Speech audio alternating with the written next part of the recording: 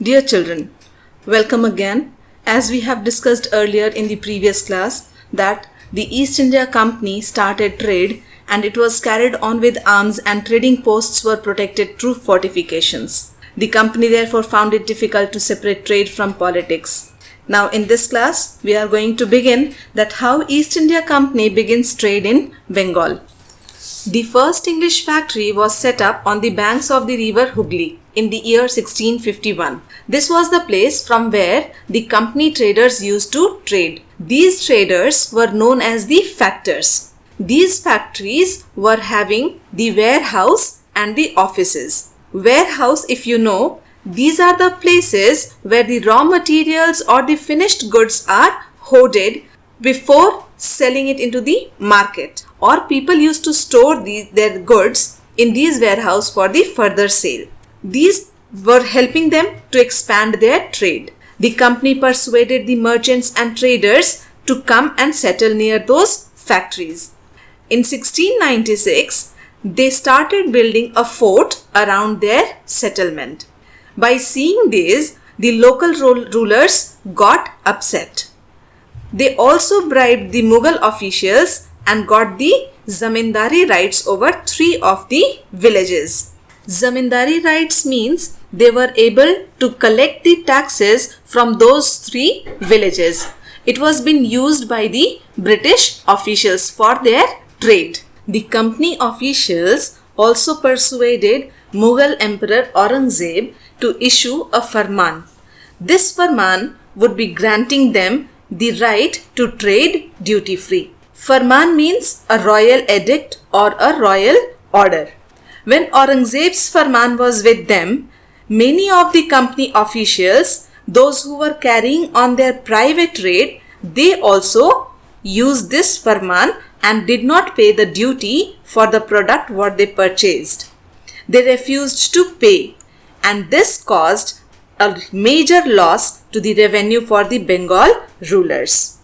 During early 18th century, the conflict between the company and the Nawabs intensified. With the death of Aurangzeb, the Nawabs asserted power. They declared themselves as independent, and Murshid Quli Khan was succeeded by Alivardi Khan. And further, Alivardi Khan was been succeeded by Sirajud-Daulah.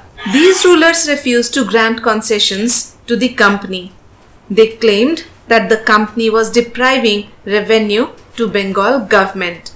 The company refused to pay taxes, wrote disrespectful letters, and tried to humiliate the Nawabs and its officials. The company declared that the local officials were unjust to them and ruining their trade. They also demanded the duty-free trade and to expand their kingdom, to expand their trade, they also had to enlarge its settlements by building forts and buying villages. The conflicts led to confrontations and finally resulted the Battle of Plassey. It was the first major victory of the company in India. After the death of Alivardi Khan in 1756, when Sirajud-Daulah became the Nawab of Bengal, the company was worried a lot about his power, and as they were willing to get a puppet ruler who would willingly give trade concessions and other privileges. Puppet ruler means literally a toy that can be directed by somebody else or can be controlled by someone else. So the British officials, they wanted a puppet ruler in place of Sirajud-Daulah. Sirajud-Daulah asked the company to stop interference in political affairs, stop fortifications, and to pay revenue.